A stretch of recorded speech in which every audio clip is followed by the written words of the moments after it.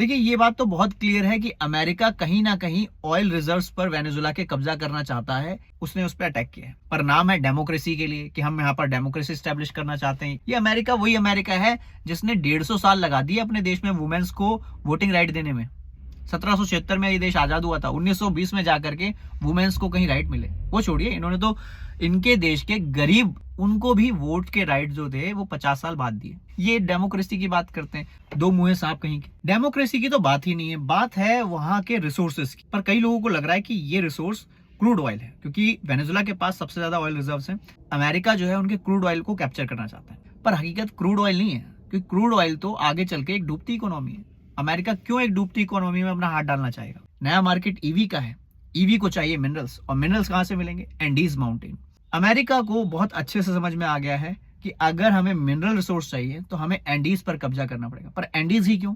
क्योंकि चाइना ने already Andes के एक देश पेरू पर अपना कब्जा कर लिया है। पेरू के साथ बहुत सारी इंफ्रास्ट्रक्चर डील साइन करी है, और पेरू में चाइना की एक माइन भी ऑपरेट हो रही है। तो वहां पर एक माइनिंग कंपनी है जिसका नाम है ला बम्बास, आप चेक कर सकते हैं। वो सबसे ज्यादा मिनरल्स एक्सपोर्ट करती है चाइना को।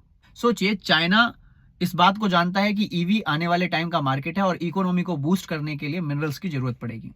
इसलिए चाइना ने वहां पर एक्सट्रैक्शन शुरू कर दी है। अब ये बात अमेरिका की आंखों में खटक रही है, इसलिए अमेरिका ने वेनेजुला में डेमोक्रेसी स्टैब्लिश करने का एक नया नाटक रचा है।